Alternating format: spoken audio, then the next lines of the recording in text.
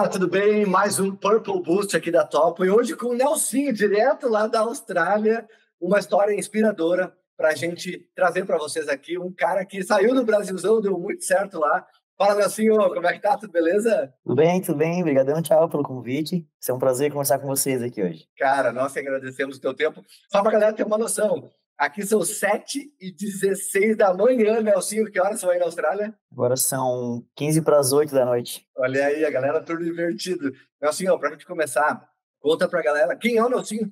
Eu morava em Florianópolis, Santa Catarina, e vim para a Austrália em 2019, pouquinho antes de ter o Covid ali, na metade do ano. Depois de um tempo no Brasil e tal, eu tinha uma academia lá em Florianópolis de CrossFit, eu acabei fechando ela, eu e a minha esposa, a gente decidiu dar uma volta fora, aprender um pouco de inglês, melhorar o inglês. E dali para frente, 4 anos e meio, quase 5, que a gente tá morando aqui em Adelaide, no sul da Austrália. Que show! E quais foram os principais desafios nessa transição Brasil-Austrália? Eu ia dizer que eu era aquele cara que no meu currículo eu botava um inglês intermediário, ou básico até. Então, eu já tinha trabalhado com a parte de ensinar e educação física desde 2011, quando eu me formei, e com CrossFit desde 2012. Então, eu já tinha uma bagagem relevante e meu inglês não era bom, assim, eu não era confiante nem um pouco para falar e morar fora. Por algum tempo, nunca tinha passado pela minha cabeça, apesar de eu tentado algumas vezes aprender inglês e sem uma motivação extra de precisar falar mesmo, eu ficava naquela, assim, quando eu encontrava uma pessoa, um gringo no Brasil que estava perdido, eu era o cara que ia lá falar, oi, tudo bem? Fala um pouco de inglês, ia lá ajudar ele, mas por ajudar mesmo. E aí, quando eu cheguei aqui na Austrália, eu vi que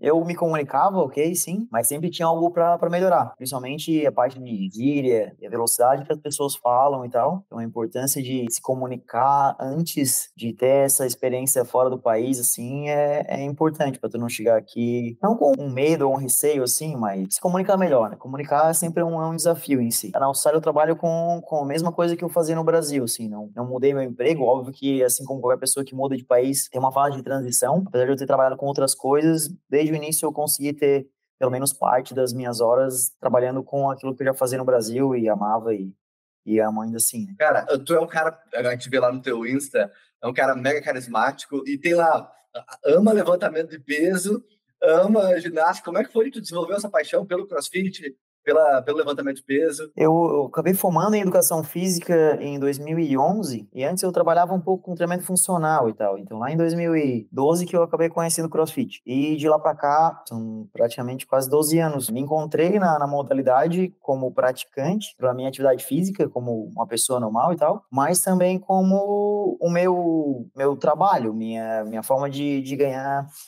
meu dinheiro e tal. Então, fiz toda a função de trabalhar em algumas academias, enfim, depois empreendi, abri meu próprio negócio, aí mudei para a Austrália e acabei ficando ainda na mesma área, porque mesmo com o meu inglês não sendo tão bom no início, o fato de o conhecimento e a parte prática que eu tive no Brasil e desenvolvi por si só, por ter dado muitos anos de aula, todo mundo conseguia ter aquele feeling de, tipo, não, te dou uma oportunidade. Mesmo se o inglês não seja bom, eu consigo ver em ti que tu tem conhecimento. Aí, enfim, eu que trabalhei no meu lado para conseguir melhorar a minha transmissão de conhecimento para as outras pessoas. Que aí foi o que a gente vai talvez conversar daqui a pouco sobre. Me conta, cara, teve alguma coisa, sei lá, ou engraçada, ou que tu imaginava que era uma coisa em relação à língua inglesa, à cultura, e que deu errado, ou que, sei lá, que não deu para se comunicar legal. Teve alguma coisa assim que tu lembra? Sim, sim, várias, na verdade.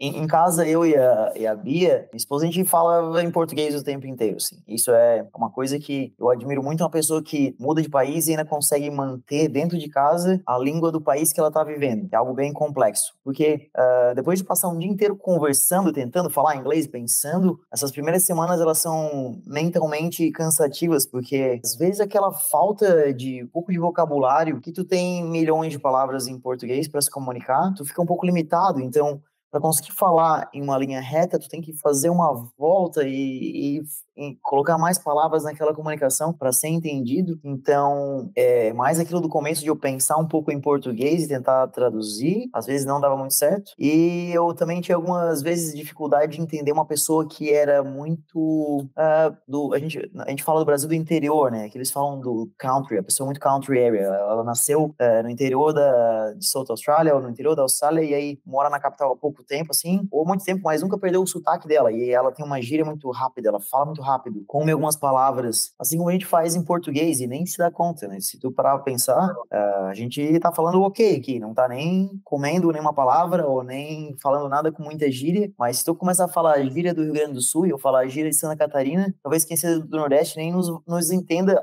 ainda assim falando a mesma língua. Então, tendo essa outra língua como a barreira principal ali, o inglês australiano me gerou muita surpresa pelo fato de ter muita gíria diferente, um pouco diferente do fato de a gente no Brasil ainda assim, penso que foca um pouco no inglês americano ou no britânico, mas foca pouco nas gírias australianas e tem muita diferença quanto a um todo. E no começo das minhas aulas lá, eu lembro que um dia eu tinha que falar alguma coisa tipo, quero que vocês façam esse exercício caminhando aqui desse ponto até aquele ponto. E aí tinha uma caixa de som lá. Aí eu falei assim, cara, como é que é caixa de som em inglês, né? Eu não sabia que era speaker, eu não lembrava. Eu falei assim, eu quero que vocês caminhem ali do soundbox até aqui esse outro lado. Daí todo mundo, kkkk, o que tá falando? Soundbox. Daí, pô, até hoje, o pessoal que eu dou aula desde esses 4 anos, 5 anos, ainda que eu dou aula pra eles, ainda lembro da piada, porque uma vez falou isso, aquilo. Então, mas eles sentiam muito essa parte de eu me esforçar quanto ao que eu queria falar, querer se fazer entender, assim, e muita gente muito paciente, com certeza, e entendia aquilo e achava engraçado, óbvio, essa parte de eu não ter tanto um vocabulário perfeito como uma pessoa que nasceu no país, óbvio que eu não teria, mas até hoje eu acho que eu me coloco em algumas situações assim, o que essa pessoa falou que eu não faço a mínima ideia? Daí outra pessoa vem pra mim e fala assim, eu também não entendi nada que a pessoa falou, assim, então tá tudo bem, né? Se tu que fala inglês não entendeu, eu tô neutro, né, na história. Não, mas isso é muito legal você contar, né? Assim, porque a gente sempre comenta com os nossos alunos, cara que nasceu na Austrália, né, americano, enfim, que vê um brasileiro se esforçando para falar inglês, eles valorizam muito, né? Porque dificilmente eles falam outras línguas, o mundo inteiro tem que falar inglês. E eles não, e aí a gente tem vergonha, e eles, cara, eles acham o máximo que a gente tenta se comunicar, que a gente erra, que a gente tenta encontrar palavras, porque a gente está se esforçando. É notório isso, né? Com certeza, tem muitos alunos meus que falam assim, eu sou muito confortável por poder falar só inglês e ser entendido, poder viajar, todo mundo fala inglês comigo, eu vou para, os australianos aqui viajam muito para a Indonésia, para outros países que não têm a língua inglesa como a principal língua, mas todos os países se esforçam para aprender o inglês pelo fato do turismo ser gerido pela grana de algum pessoal que viaja da Austrália para lá e tal, tipo Tailândia. E tem muita gente aqui que é muito aberta a isso, sim. A Austrália é um país onde muita gente vem e migra para cá, assim como a gente fez, e muita gente não tem o inglês como a primeira língua. Então o pessoal é da Índia, o pessoal é do Oriente Médio, o pessoal de outros países aqui da redondeza, Indonésia, China, tem muito chinês aqui. E uma coisa que é bom para quem é brasileiro, se comunicar em inglês com uma pessoa que não tem inglês como a primeira língua dela, é um pouco mais confortável, assim, porque a gente está num nivelamento de um gap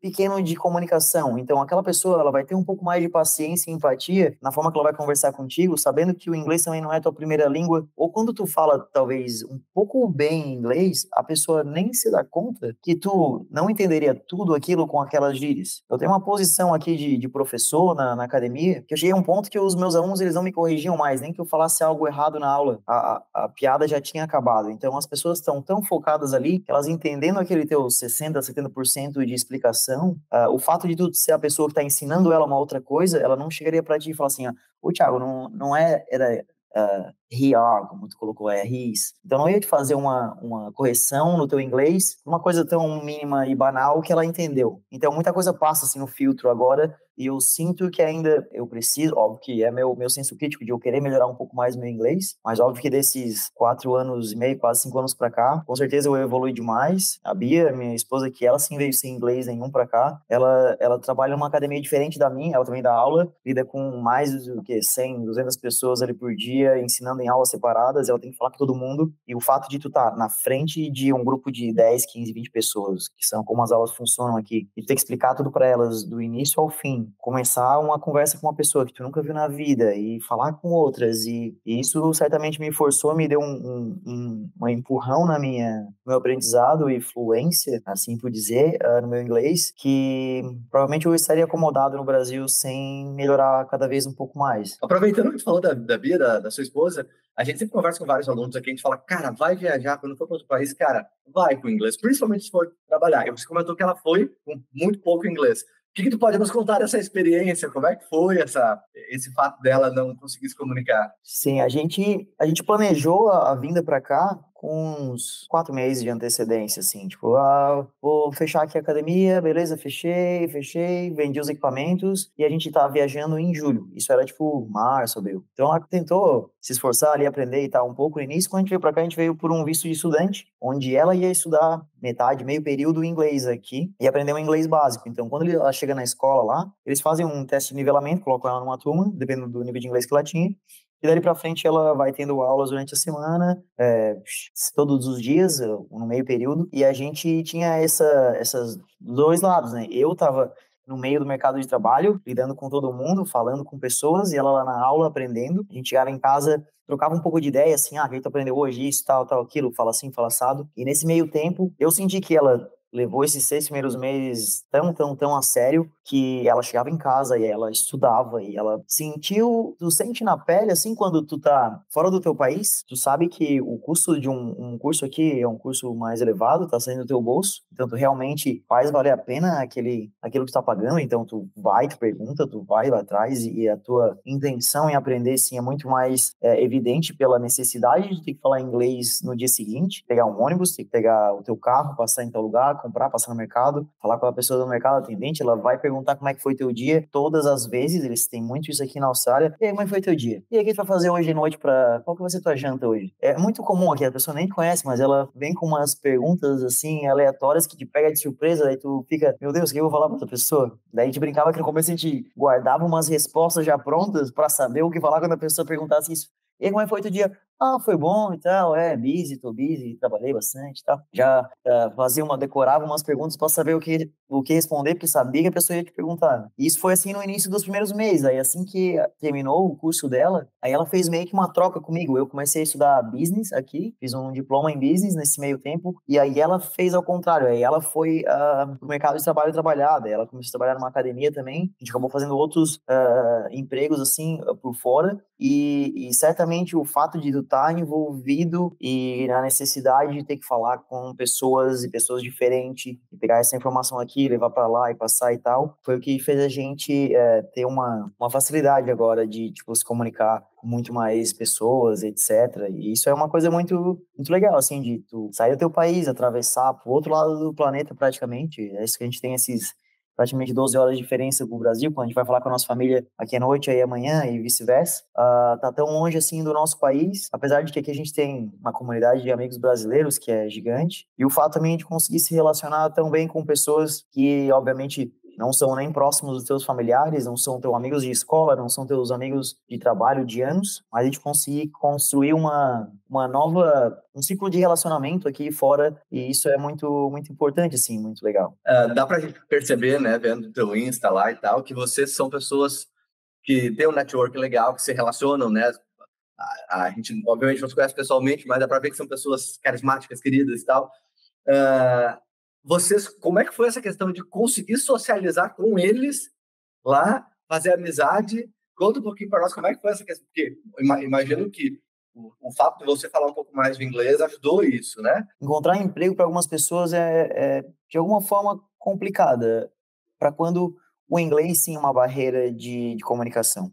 O fato de alguns empregos aqui na Austrália eles não necessitarem de uma comunicação tão específica, apesar de ter emprego em todas as áreas aqui, as pessoas que se comunicam não tão bem vão acabar fazendo empregos ou tendo profissões que não se comunicam. Uhum. Ou podem ter o conforto de trabalhar em uma área onde uma pessoa que é teu conterrâneo do teu país, trabalha também e tu acaba ficando no vício de falar português no teu ambiente de trabalho, onde tu provavelmente seria a melhor oportunidade para aprender o teu inglês e se desenvolver de forma completa, né?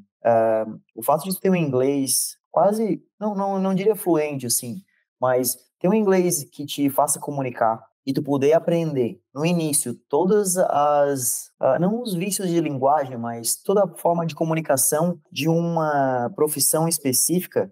Por exemplo, eu trabalho com marketing no Brasil. Eu poderia estudar um pouco de marketing em inglês, como me comunicar, todas as conversas ou possíveis conversas que eu teria com um cliente ou com os trabalhadores que trabalham na mesma empresa comigo, quais seriam o papo que eu teria com eles no dia a dia em inglês, e isso sim iria me ajudar muito mais na hora de vir para cá. Por exemplo, eu deveria ter feito muito mais na minha cabeça, ou estudado no Brasil, como que eu daria uma aula em inglês aqui. Porque eu cheguei aqui, aí eu ia dar aula e eu ficava assim, beleza, eu expliquei já como é que vai ser o treino. Teoricamente todo mundo entendeu, vamos começar, beleza, faz isso lá. Aí eu era um cara no Brasil muito animado, eu sei fazer piada, eu sei contar história.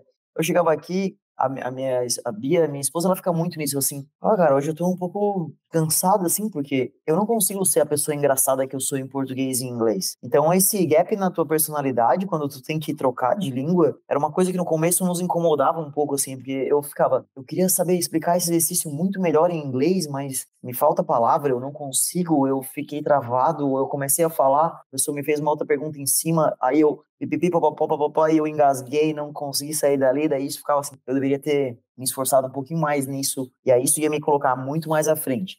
Querendo ou não, qualquer pessoa poderia fazer isso, sim. Então, se tu vai só passar um tempo fora ou viajar, tu é a pessoa que deveria estudar como pedir comida, entender o que a pessoa está falando. Se tu tem uma alergia alimentar, tu tem que muito aprender a falar a tua alergia alimentar. Não posso comer leite, então tem que saber que não pode comer leite. E aí, como pedir isso em inglês, né? E isso é uma questão de mais sobrevivência para essa pessoa que está indo viajar e tem que se virar com o mínimo de perrengue possível quando tu faz uma trip e vai e volta, né? Quando tu vai para um país para fora e vai para trabalhar, aí tu tem uma responsabilidade ainda maior. Porque tu tá oferecendo, tá vendendo o teu tempo pro teu chefe que tá te pagando para fazer um trabalho e com certeza tu faria um trabalho, que tem que fazer um trabalho da melhor forma possível. A minha piada maior aqui é eu falar com meus amigos do Brasil e falar assim: te imagina contratando uma pessoa que veio da França, o Brasil, e a pessoa não fala português? Como que tu contrataria? Ou tu contrataria essa pessoa que não fala português, enfim, ou a pessoa não fala inglês, contrataria para ser o professor da Top Way para ensinar inglês? A pessoa não fala inglês? Obviamente não, né? É um pré-requisito mais importante para a pessoa trabalhar dando aula de inglês, mas tô dando de uma empresa e o cara é o atendente. O cara é o atendente, mas ele só fala francês. Então, como que a pessoa se sentiria na outra posição? Então, eu ficava aqui pensando comigo, eu tenho que melhorar o meu inglês e ser a melhor versão minha falando inglês possível, porque é isso que vai me dar um impulso e melhorar a minha carreira mais à frente. É o fato de tu não ter vergonha de falar, o fato de tu conseguir linkar algumas coisas e criar amizades, etc.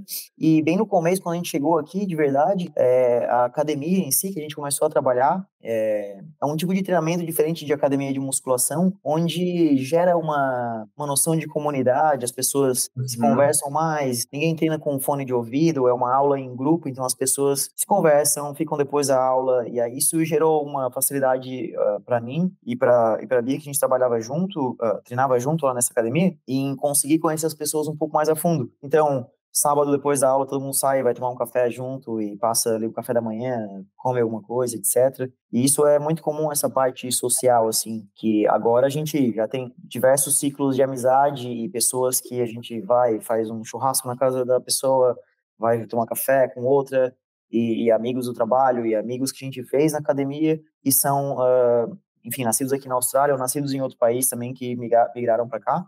E isso é uma parte muito legal, assim, quando tu pisa fora do Brasil e tu vê que o pouco de inglês, talvez que tu saiba, te abre porta para muita coisa, isso é muito gratificante de tu conseguir mais à frente ver assim, cara, eu posso viajar agora pro mundo inteiro. Isso não tem preço para pagar, tipo, eu tenho uma Liberdade. habilidade, a liberdade de poder viajar, eu pegar o avião, a mulher vir falar comigo no avião, a aeromoça perguntar assim, o que quer jantar? Eu tenho isso, isso, isso. Eu lembro que quando eu era muito mais novo, eu tinha uns 18 anos, eu fiz uma viagem para Costa Rica para surfar com os amigos meus, e aí a gente não falava espanhol, óbvio, né? E falava um pouquinho inglês.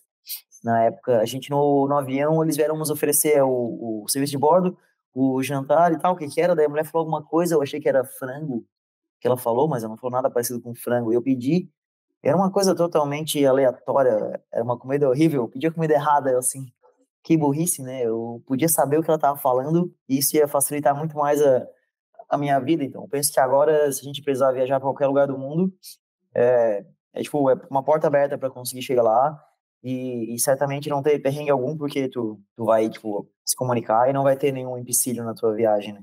Show! E aproveitando das viagens, que a gente viu que vocês fazem, além do trabalho, trabalho pra caramba, vocês curtem pra caramba também.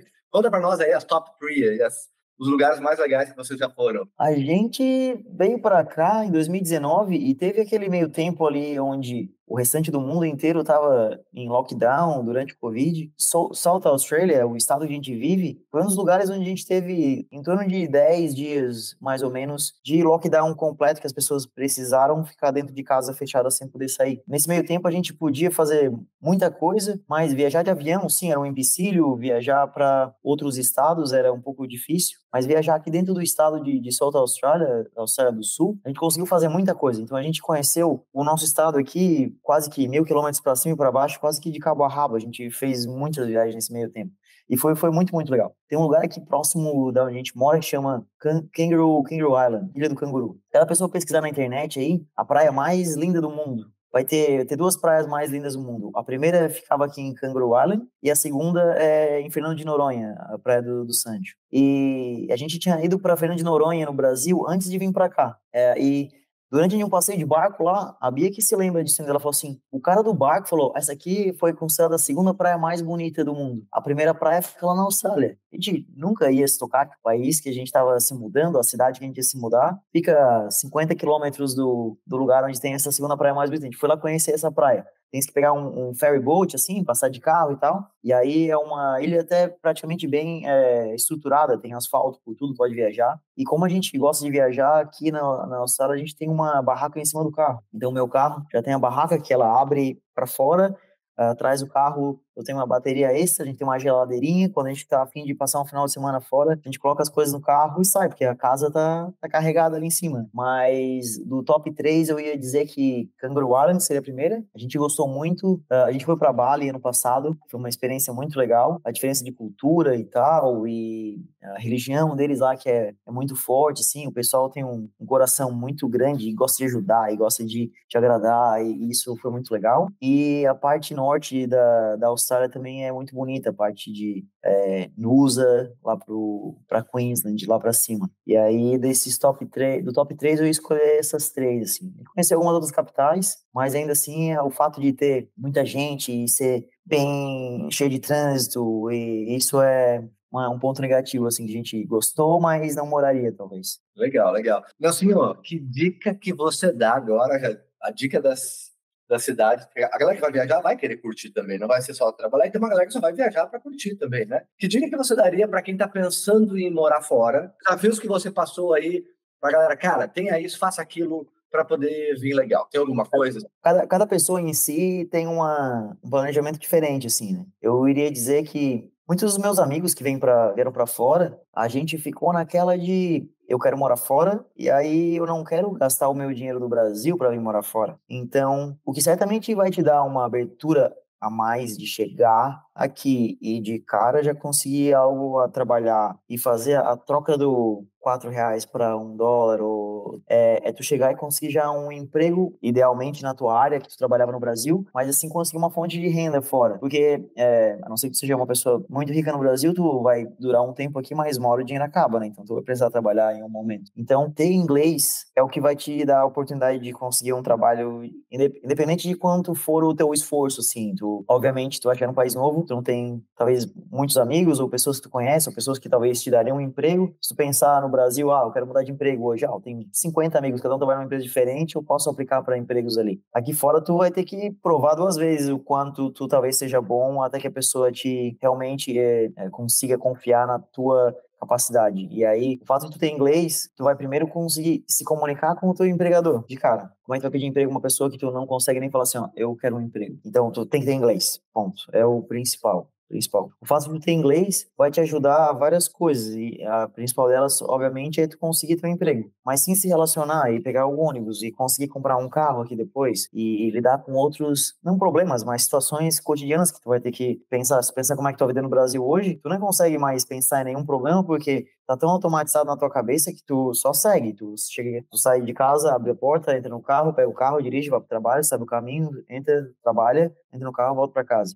Aqui tu vai ter que aprender a andar numa cidade nova, tu vai ter que ler coisas em inglês, tu vai ter que pegar ônibus, vai ter que talvez pegar um trem, vai ter que comprar um carro, ler a placa, aprender a dirigir talvez na mão oposta, que aqui é outra coisa, ter que tirar a carteira de motorista no outro país. E certamente eu acho que a dica número um é tu ter o inglês, tu vai ter uma facilidade com 98% das coisas. E isso certamente vai ser um passo à frente de um amigo teu, talvez que venha também, e essa pessoa venha sem inglês, e tenha um perrengue no começo, e certamente ter muita boa vontade e estar disposto a mudar e ter essa intenção de migrar para um país, é algo que muitas pessoas olham assim, meu Deus, como é que tem coragem de morar fora e tal, e fazer isso, e largar a família, e deixar tudo para trás e tal, mas é o que eu não, certamente não me arrependo, assim, de ter feito, e ter mudado para cá, assim, me abriu a cabeça para muito mais coisa que ainda consigo conquistar, assim, na minha vida, e tenho a sorte de ter a Bia topado a empreitada comigo desde o começo, porque se ela falasse assim, ó,